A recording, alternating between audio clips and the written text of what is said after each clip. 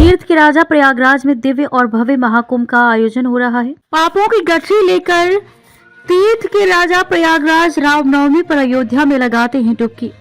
रोजाना यहाँ लाखों व्यक्ति आकर अपने पापों को मां गंगा में डुबकी लगाकर धोते हैं। वैसे ये भी कहा जाता है कि गंगा में वही पाप धुल जाते हैं जो अनजाने में होता है। जानबूझकर किए गए पाप गंगा स्नान से भी खत्म नहीं होते। लेकिन यहाँ पर जो सवाल खड़ा हो रहा है वो ये है कि साल भर में कई करोड़ लोगों के पाप धुलने के बाद गंगा इतनी पवित्र, स्वच्छ और निर्मल कैसे रहती है। जब इसका जवाब जानने की कोशिश की गई तो कई संत, महात्मा, विद्वान अलग अलग तर्क था। लेकिन वेद पुराणों में उल्लेखित तथ्यों के आधार पर पौराणिक कथाओं में ये कहा गया है कि साल भर गंगा में डुबकी लगाकर जो पाप धुल जाते हैं उसकी गठरी लेकर श्याम तीर्थ के राजा प्रयागराज रामनवमी के दिन भगवान मर्यादा पुरुषोत्तम श्री राम की जन्मस्थली अयोध्या में कलकल बहती सरयू नदी में डुबकी लगाकर प्रयागराज संगम क्षेत्र में आ जाते हैं और इसके बाद एक बार फिर से ये सिलसिला शुरू हो जाता है।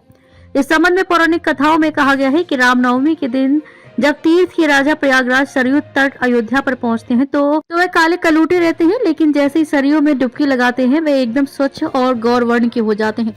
वैसे इस संबंध में अनेक कथाएं प्रचलित, लेकिन वेद पुराणों में जो मान्यता है वो यही है कि तीर्थ के राजा प्रयागराज को तीर्थ का राजा ही इसलिए कहा जाता है कि वह सभी तीर्थ के रक्षक होने के साथ साथ मार्गदर्शक भी हैं।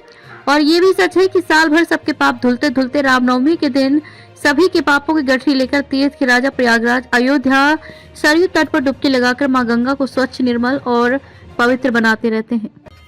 धर्म, अध्यात्म, सनातन संस्कृति का ध्वज वाहक आपका अपना चैनल धर्म संदेश विश्व के सबसे बड़े धार्मिक मेला प्रयागराज महाकुंभ की पल पल की जानकारी लेकर आ रहा राम भैया के साथ। कुंभ की हर धार्मिक गतिविधियों, अखाड़े की जानकारी के लिए हमारे चैनल को लाइक और सब्सक्राइब करें। सनातन की बुलंद आवाज।